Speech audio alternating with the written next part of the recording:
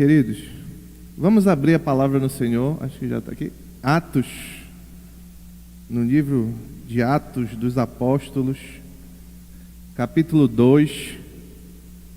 Hoje nós vamos considerar apenas um versículo, o versículo 42.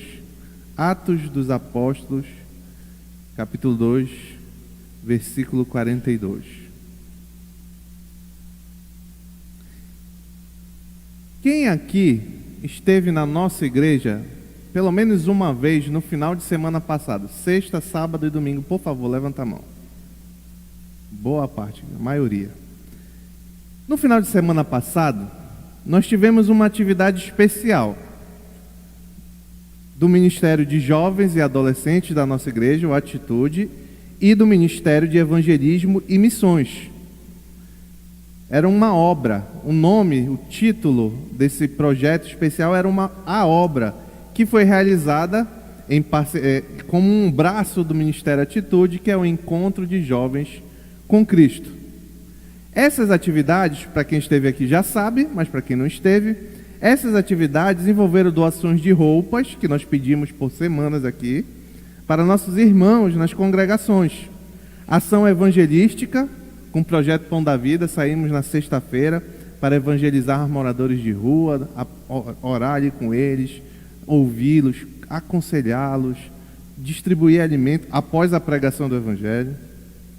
Realização de melhorias, incluiu também realização de melhorias nas nossas congregações. Vários jovens da nossa igreja, não somente jovens, mas em sua maioria saíram para as congregações e lá teve trabalho de pintura de grade, pintura de parede, etc. Nós que estivemos aqui no final de semana passado, podemos presenciar que foi incrível, foi abençoador, edificante para a nossa igreja. Porém, apesar de ter dado tudo certo, durante o processo, as perspectivas nem sempre foram favoráveis. Durante o planejamento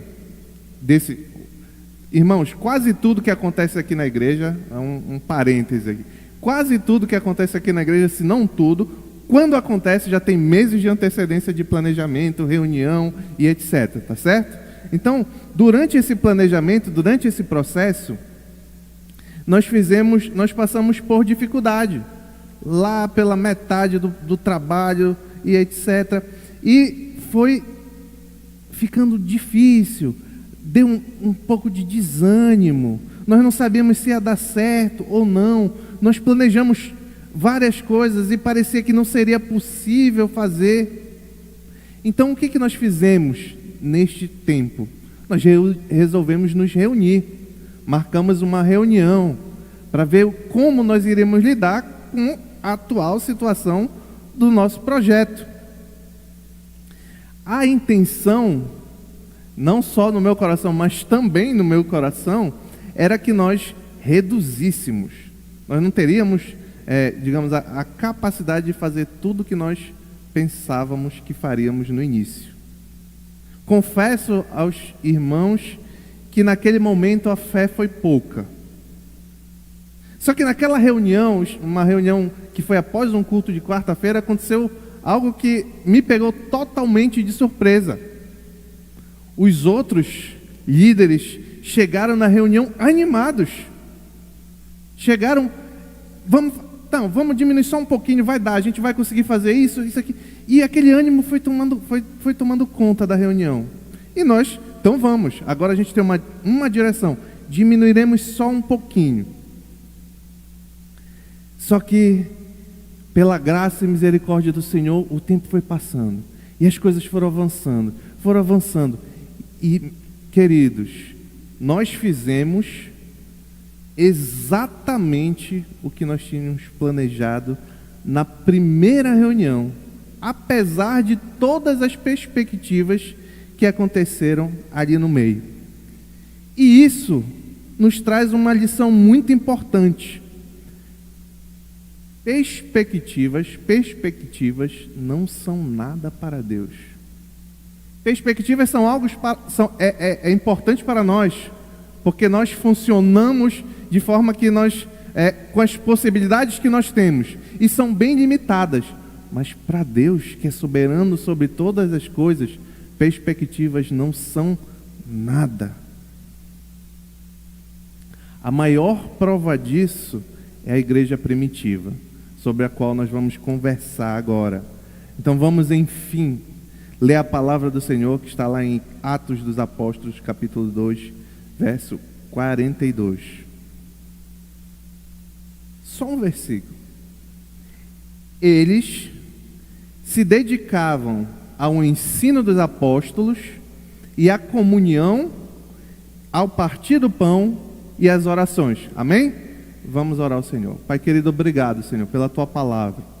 Nos edifica nessa noite, Senhor. É o que te pedimos em nome de Jesus. Amém. O livro de Atos, ele foi dedicado, tal como o Evangelho de Lucas, a um homem chamado Teófilo. Muito provavelmente um homem proeminente, um homem poderoso, ali ligado ao Império Romano. E, inclusive, Teófilo pode ter sido dois ou o patrocinador. Investiu para que Lucas escrevesse tanto o Evangelho de Lucas como o livro de Atos dos Apóstolos. E a intenção era que eles conquistassem a simpatia, que os cristãos conquistassem a simpatia com os demais oficiais romanos. Que eles vissem que a igreja de Cristo não era uma igreja insurgente, não eram pessoas que estavam interessadas em tomar o poder e se rebelar contra Roma. O tema central do livro de Atos é o progresso da mensagem do reino de Deus das ruas estreitas de Jerusalém no começo do ano 30 depois de Cristo, até chegar em Roma, o centro do mundo naquela época, no verão de 60 depois de Cristo. Assim, o que o livro de Atos nos mostra? Que apesar das perspectivas desfavoráveis, mostra que forças humanas, forças sobrenaturais vindas da parte de Deus, permitiram que o Evangelho de Jesus Cristo atingisse, a contrário das perspectivas, o centro do Império Romano em menos de uma geração. Biblicamente se fala em geração, aproximadamente que uma geração é 40 anos. Então, em menos de uma geração, em 30 anos, de um pequeno grupo, lá em Jerusalém, os apóstolos de Cristo, até que em 30 anos já estava no centro do mundo. Imagina como se nós tivéssemos... Não pegue a parte ruim, né? Imagina que a gente tem uma ideia aqui, um pequeno grupo de 5 pessoas aqui, 12 pessoas, nós temos uma ideia, um pensamento religioso, entre aspas. E a gente acredita naquilo. É como se em 30 anos, esse pensamento que nós tivemos aqui, estivesse sendo propagado em Nova York, na Europa, nos Estados Unidos. Então foi um avanço sobrenatural da igreja. O que acontece? Com o descer do Espírito Santo de Deus, por que aconteceu isso? Com o descer do Espírito Santo de Deus, no dia de Pentecostes, a igreja foi capacitada a ser testemunha de Jesus Cristo em Jerusalém, em toda a Judéia e Samaria e até os confins da terra. Isso está em Atos capítulo 1, verso 8. Então, apesar de todas as dificuldades, de todo o cenário contrário, a igreja era capacitada e empurrada e foi comandada a levar o Evangelho de Jesus Cristo até os confins da terra. Agora, qual eram os distintivos daquela igreja, que nós sabemos que ali em Atos capítulo 2 tinha acabado de receber o Espírito Santo com poder? Quais eram os distintivos daquela igreja? Por que apesar de todas as dificuldades, ela avançou? Como ela agia? Como ela procedia? Eu quero responder essa pergunta em 3 afirmações. A pergunta é: quais os distintivos de uma igreja cheia do Espírito Santo? O primeiro ponto que eu queria destacar nesta noite é que uma igreja cheia do Espírito Santo ama a doutrina dos apóstolos. Vamos lá ao nosso texto, novamente, Atos capítulo 2, verso 42, vamos ler só a primeira parte. Eles, aquela igreja, se dedicava ao ensino dos apóstolos. O que chama a atenção quando nós voltamos os olhos para esse texto, logo no início, é a intensidade daquela igreja. Note que antes de dizer ao que, o texto traz uma ideia de que eles se dedicavam intensamente a algumas coisas, a algumas práticas. Essa palavra se dedicavam, ou quem tem a versão revista e atualizada, perseveravam, ela é traduzida de uma palavra que significa, e aqui é importante a gente entender a palavra no original, para a gente trazer a luz ao significado, porque dedicação é uma coisa muito subjetiva. Para mim, me dedicar pode ser eu fazer algo 5 vezes na semana. Para você, pode ser que se dedicar seja fazer algo todos os dias da semana. Só um exemplo. Mas quando nós vamos para a palavra que aí é traduzida como dedicavam, ela traz o significado que abre luz. Ela quer dizer ser constantemente atento ou dar constante cuidado a algo. A subjetividade vai embora. Eles constantemente se dedicavam a algumas práticas. Aquela igreja que tinha acabado de receber com poder o Espírito Santo de Deus, constantemente se dedicava a algumas práticas. Constantemente cuidavam de algumas práticas. E a primeira que nós vamos considerar é ao ensino dos apóstolos. Os primeiros convertidos ao cristianismo viviam atentos, viviam constantemente preocupados com o ensino dos apóstolos, a fim de receberem instrução sobre o evangelho revelado por Jesus Cristo. Apóstolos são aqueles que são enviados, mas não com a autoridade deles, mas com a autoridade que provém de quem o enviou. E os apóstolos aos quais a igreja se dedicava à doutrina dele, receberam a autoridade do próprio Jesus Cristo.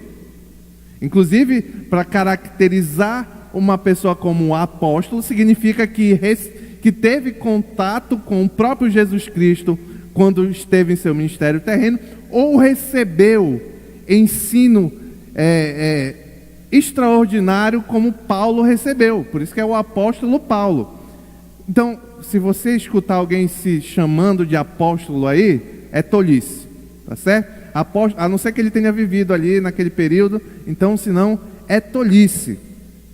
Mas a igreja que tinha acabado de nascer, que iria florescer, se dedicava ao ensino dos apóstolos, porque esse ensino era um ensino que Jesus Cristo havia lhes ensinado.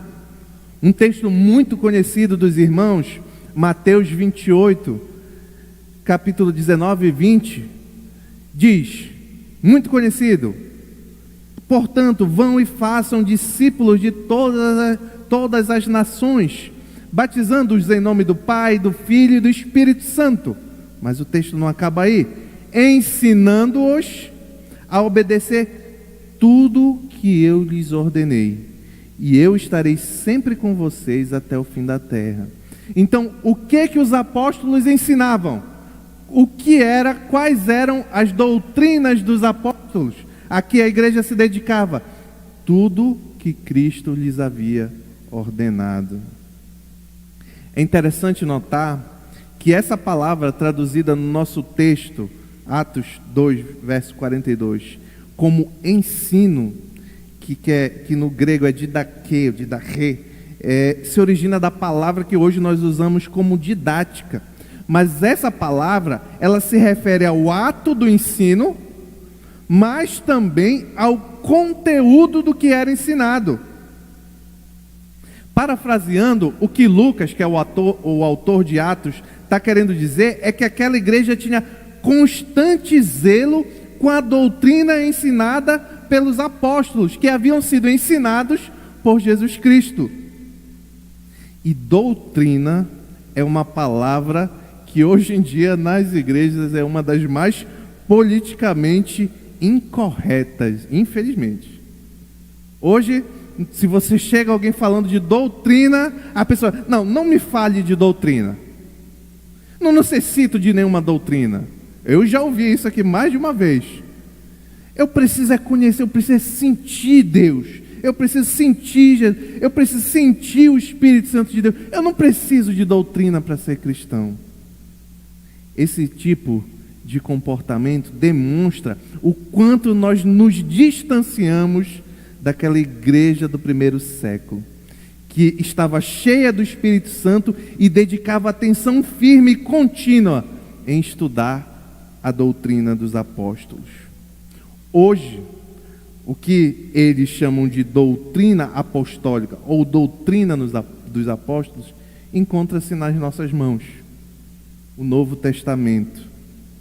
A igreja primitiva era uma igreja então que estudava a Bíblia continuamente, devorava a palavra de Deus, dos ensinamentos que haviam recebido dos apóstolos. Porém, hoje o cenário às vezes parece muito diferente.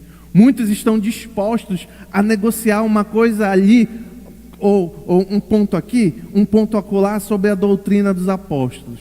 Um famoso pastor, R.C. Sproul, conta que em certa ocasião, cerca de 30 cristãos se reuniram de diversas denominações diferentes e foram da França para um centro de estudos teológicos nos Estados Unidos. Aquele grupo se orgulhava da comunhão que eles tinham uns com os outros, apesar do pensamento completamente opostos. Em certo momento, Sproul, curioso com aquela situação, perguntou ao líder: considerando as diversas origens, as diversas formas de pensar dos grupos representados aqui, como vocês podem ter unidade e deixar de lado questões como a justificação ou como a expiação de Cristo? E o que aconteceu? Em 5 minutos, eles estavam debatendo, discutindo, vigorosamente. Por quê? Por que isso aconteceu? Porque a única forma de preservar a unidade daquele grupo que se orgulhava da sua comunhão espiritual era colocar de lado a palavra do Senhor. O que fizeram? Logo depois, ele narra que eles deixaram de lá, não chegaram a conclusão nenhuma e se abraçaram e todo mundo se alegrou novamente. Curioso, né? Como o Espírito Santo, que inspirou os homens a escrever a Escritura, tem comunhão com aqueles que não observam a Escritura. É muito curioso isso. Não existe cristão cheio do Espírito Santo que negligencie o estudo da palavra. Não existe cristão cheio do Espírito Santo que negligencie o estudo da palavra. Consequentemente, não existe igreja cheia do Espírito Santo que não se aplique continuamente e firmemente ao estudo da Sagrada Escritura. Se você vai a uma igreja e você vê lá diversos tipos de manifestações e você acha que ali o poder do Espírito Santo está presente, mas eles não se dedicam à fidelidade da Escritura, tem alguma coisa errada. Pessoas cheias do Espírito Santo amam a palavra, não fogem da Escritura, na verdade têm suas vidas baseadas na palavra, querem saber mais, querem conhecer do Espírito Santo que habita nelas, por meio da palavra que Ele revelou.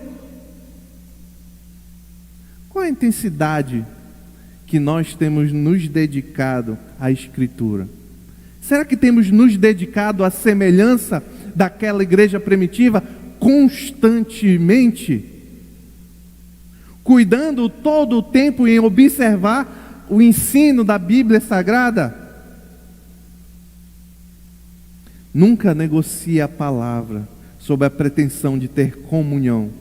Uma igreja fiel não pode negociar a doutrina dos apóstolos. Por isso, e aqui é só um exemplo, dentre outros, nós somos contra o que se chama de movimento ecumenista, ou de ecumenismo. O que é? Na teoria é lindo, maravilhoso. Junta todas as igrejas lá, todos os caminhos levam a Deus. Só que a palavra diz que só tem um caminho que leva a Deus.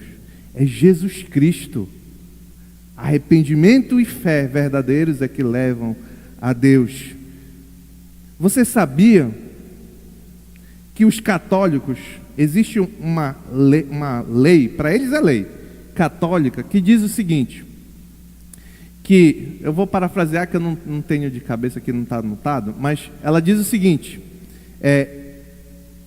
que seja maldito todo aquele afirmar que é possível ser reconciliado com Deus apenas pela fé em Cristo Jesus.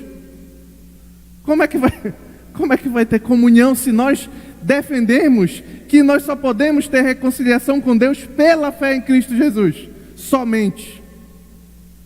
É irreconciliável. Então não negocie a palavra para tentar se adequar. No sustento da verdadeira comunhão deve estar o ensino dos apóstolos. Obviamente, isso tem consequência.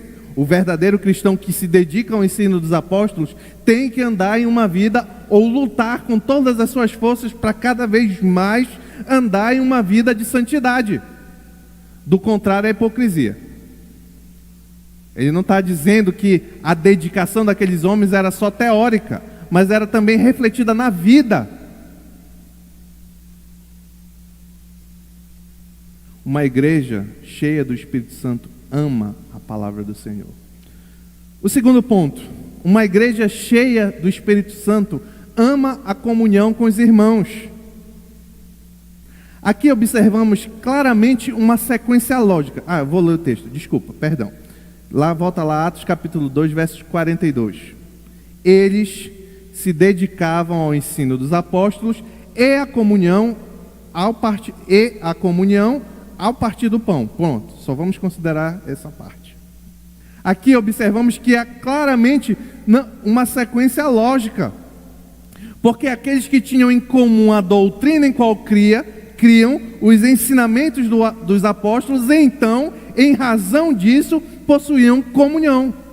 Isso fica muito claro no ensino de João, em 1 João capítulo 1, verso 3. Olha qual é o fundamento que sustenta a comunhão. 1 João capítulo 1, verso 3. Nós lhes proclamamos o que vimos e ouvimos. Aí a doutrina. Nós, João está se referindo aos apóstolos. Nós lhes proclamamos o que vimos e ouvimos. Vimos e ouvimos de Cristo. A doutrina que foi ensinada por Jesus Cristo e passou a ser a doutrina dos apóstolos. Então vou ler de novo. Nós lhes proclamamos o que vimos e ouvimos, para que vocês também, então, logo em razão desse ensino que ouvimos de Cristo, tenham comunhão conosco. Nossa comunhão é com o Pai e com seu Filho Jesus Cristo. Notem que não há como separar. É tudo junto. Você não pode escolher ser esse ou ser aquele outro. Não, sequência. Porque eles se dedicavam à palavra do Senhor, então eles tinham o mesmo pensamento e viviam em comunhão. A palavra traduzida por comunhão, nesses dois textos, tanto esse 1 João como o nosso texto de Atos capítulo 2, versos 42, é koinonia. Significa fraternidade, associação, participação conjunta de quem tem o mesmo pensamento. A intenção de Lucas, a intenção autoral, é descrever o entusiasmo que eles tinham de estar juntos, de viver naquela comunidade que se dedicava à palavra do Senhor. Na igreja de Jerusalém, os irmãos gostavam de estar juntos. Na igreja de Jerusalém, os irmãos gostavam de estar juntos. Eles partilhavam os seus bens, Atos 2, 4, 5. Eles apreciavam estar no templo, Atos 2:4-6. Eles também apreciavam estar juntos nos lares, Atos 2:4-6b. Eles eram sensíveis para ajudar os necessitados, Atos 2:44-45. Uma consequência, então, daquela verdadeira comunhão é que eles tinham desapego, inclusive, como consequência daquela comunhão, eles tinham desapego dos bens e apego às pessoas. Muitos naquela igreja, e o Senhor não distribui os dons aleatoriamente, Ele distribui conforme a necessidade. E muitos naquela igreja primitiva que precisava crescer e se fortalecer, possuíam o dom de contribuir. Como vemos na sequência do texto que eu citei agora, desce um pouquinho para o versículo 44, 45, olha o que o texto diz. Os que criam mantinham-se unidos e tinham tudo em comum. Vendendo suas propriedades e bens, distribuíam a cada um conforme a sua necessidade. O coração da comunhão deles era que levava eles generosamente a apoiar uns aos outros. Um parêntese, que esse texto aqui é muito mal explicado. Não é para ninguém pensar em comunismo aqui. É totalmente diferente do comunismo. Primeiro, é voluntário, eram doações voluntárias. E a propriedade das pessoas era preservada. Vocês lembram da história de Ananias e Safira? Ananias e Safira, o que foi que eles fizeram? Eles venderam um terreno e eles quiseram entregar o valor que eles venderam desse terreno para ajudar a igreja. Só que eles pegaram a metade, ficaram com eles e disseram que estavam dando todo o valor. E aí eles foram castigados, etc. Mas o interessante é notar que naquela ocasião, Pedro lhes falou. Olha o que Pedro falou para eles. Atos dos Apóstolos, capítulo 5, verso 3 e 4. Atos dos Apóstolos, capítulo 5, verso 3 e 4. Então perguntou Pedro, depois dessa tramóia toda, quando se revelou tudo, aí Pedro perguntou: Ananias, como você permitiu que Satanás enchesse o seu coração a ponto de você mentir ao Espírito Santo e guardar para si uma parte do dinheiro que recebeu pela propriedade? Repito, o problema não era ele ficar com dinheiro, mas ele estava dizendo que estava dando tudo, mas estava mentindo para a igreja. Está aqui porque é completamente diferente de comunismo. No verso 4. Ela, a propriedade, não lhe pertencia? Pergunta Pedro para Ananias. E depois de vendido o dinheiro, não estava em seu poder? O que o levou a pensar em fazer tal coisa? Você não mentiu a homens, mas sim a Deus. Então, fechando o parênteses, a verdade era que aquela igreja se dedicava a uma comunhão voluntária e generosa com os irmãos. Eles não doavam porque era obrigado. Não, eles tinham um coração inclinado. Eles tinham tudo em comum. Eles literalmente se amavam. Na sequência lógica do texto, nós vamos ver o sinal do nosso texto. Atos 2:4-2. Nós vamos ver na sequência lógica. Lembre, tinham comunhão porque pensavam da mesma forma. Então, generosamente amavam estar juntos e apoiavam uns aos outros. E tinha um sinal dessa comunhão. Eles partiam o pão. Esse partir do pão refere-se a uma refeição na casa de alguém ou a um culto de celebração da ceia? Essa é uma pergunta difícil. Porém, o contexto parece sugerir que se refere à celebração da ceia do Senhor, não exatamente igual, mas como nós realizamos aqui na igreja.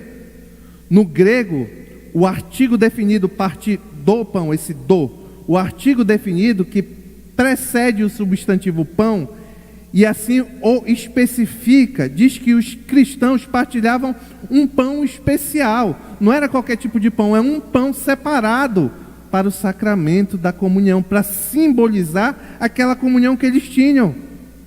É a mesma linguagem usada pelo apóstolo Paulo em 1 Coríntios capítulo 10, versículos 16 e 17. Olha o que diz. 1 Coríntios capítulo 10, versículos 16 e 17. Não é verdade que o cálice da bênção que abençoamos é uma participação no sangue de Cristo? E que, está aqui, o pão que partimos é uma participação no corpo de Cristo, como há somente um pão, nós, que somos muitos, somos um só corpo, pois todos participamos de um único pão. Então parece que o texto que está revelado ali em Atos 42, 2:42, ele está se referindo à celebração em culto da ceia do Senhor.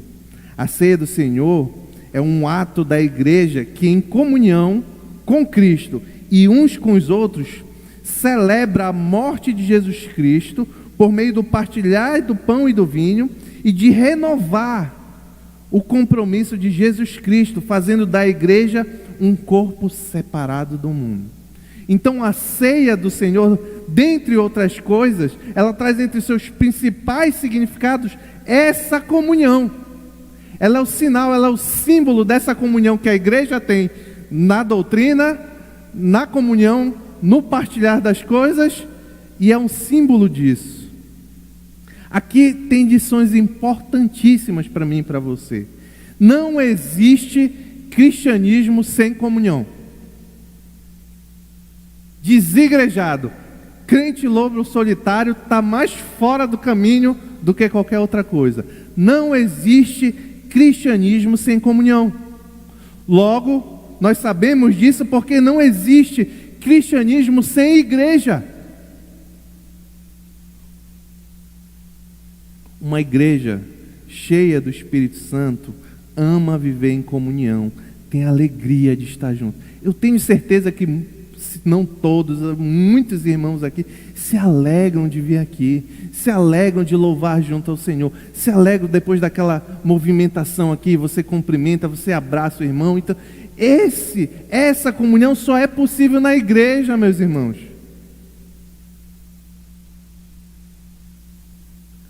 Outra lição é que uma verdadeira comunhão cristã é generosa.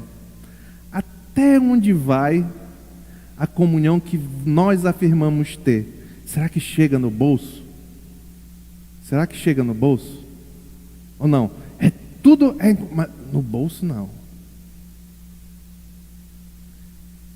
Graças a Deus eu vejo bons testemunhos na nossa igreja. Para quem não sabe, eu e a minha esposa tivemos a grande bênção de sermos abençoados com um chá de bebê. E ali vários irmãos foram lá e nos apoiaram. Espiritualmente tivemos comunhão e também financeiramente. Fomos abençoados e edificados. Isso é um bom testemunho da nossa igreja. No dia do nosso chá, vou dar um testemunho para os irmãos, tinha um amigo meu que não é crente. E ele olhou aquilo ali, aí ele chegou: olha, é muito bonito isso. Eu nunca tinha visto isso. Glória a Deus por isso, porque a igreja do Senhor tem comunhão. Quer ver um outro exemplo? Semana passada, se eu não estiver enganado quanto às datas, semana passada nós, a liderança da igreja, na assembleia agora, terça-feira, teve a aprovação do orçamento da igreja para o ano de 2022. E ali tem dois tópicos que mostra como a nossa igreja é generosa no servir aos irmãos. Primeiro é a quantidade, eu não me lembro aqui de cabeça, é a quantidade que é destinada todo ano nessa igreja para ação social. Isso é para você se alegrar, porque são vocês que sustentam a igreja. Para saber para onde vai. O ideal seria que todo mundo viesse para a assembleia, mas como não vem, eu digo. Então, o sustento da ação social da nossa igreja é um valor considerável. Outro valor considerável que é colocado no orçamento para o Ministério de Evangelismo e Missões, que tende a chegar a irmãos mais necessitados. É a maior parte do orçamento da igreja. Isso é um motivo de alegria. Isso é um motivo de alegria.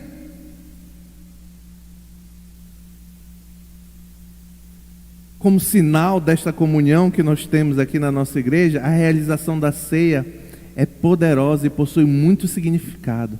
Ela mostra que um único corpo foi partilhado com seus irmãos, e é o corpo de Jesus. E aqui nos traz uma lição, digamos assim, consequente é que nós devemos olhar para os nossos irmãos com o mesmo olhar que Cristo olhou para nós. Cristo olhou para mim, para você, e teve misericórdia quando nós éramos inimigos dele. Um olhar misericordioso, amoroso, um olhar de perdão, de apoio. Assim nós devemos olhar para os nossos irmãos.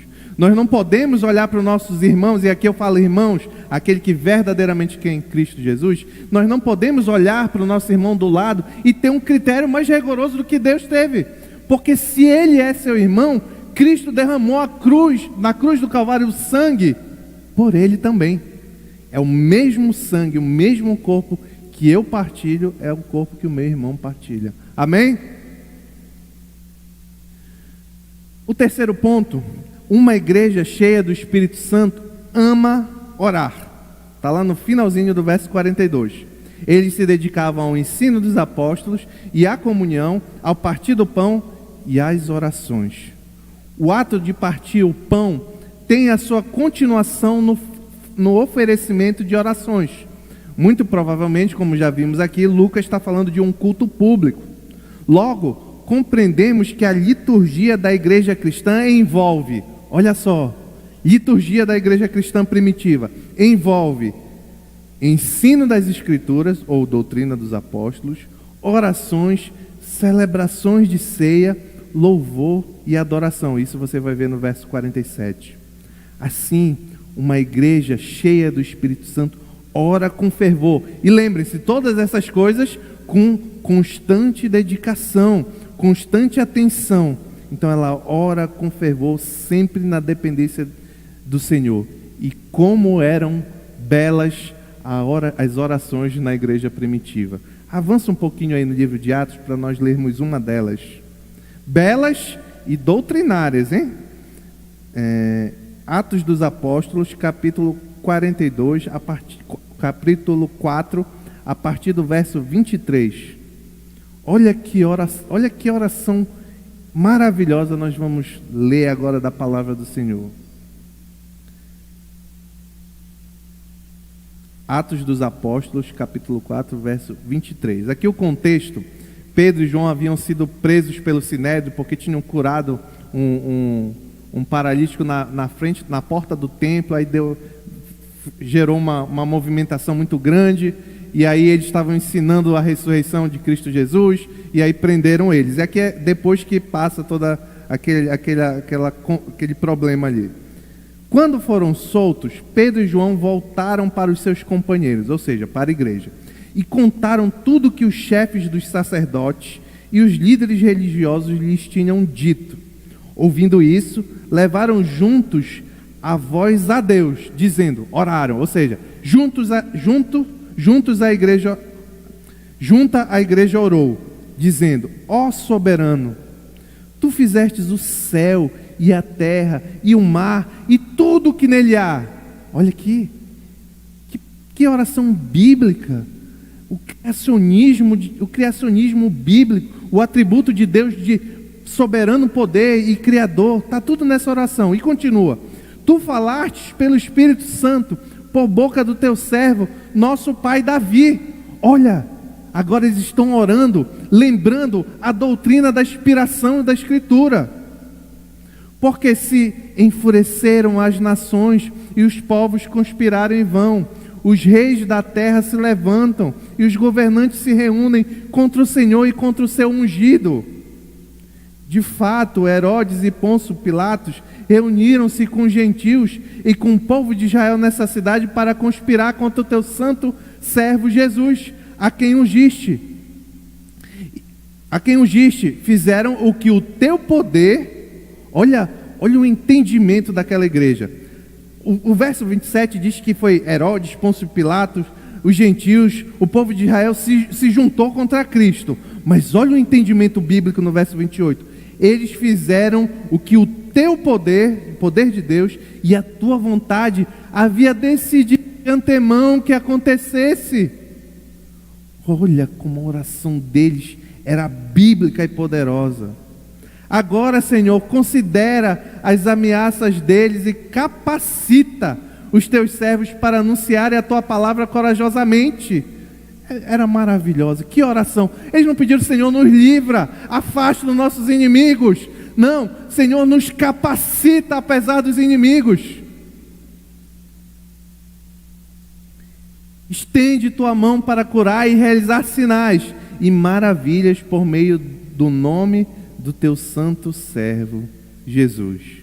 A igreja de Jerusalém não apenas possuía uma boa teologia da oração, mas efetivamente e constantemente orava. Todos unânimes perseveravam em oração. Atos dos Apóstolos 3:1 diz que os líderes da igreja iam orar às 3 da tarde. Atos 4:31 diz que a igreja sob perseguição ora e o lugar treme, que é o final desse que nós acabamos de ler, e o lugar treme e o Espírito desce. Atos 6:4, a liderança entende que sua maior prioridade é a oração e a palavra. Atos 9:11, o primeiro sinal que Deus deu a Ananias sobre a conversão de Paulo é que ele estava orando, e assim vai. Tem vários exemplos no livro de Atos dos Apóstolos. E aqui tem, para nós caminharmos para o final, tem algumas lições. Primeiro, evite igrejas que tenham liturgias estranhas.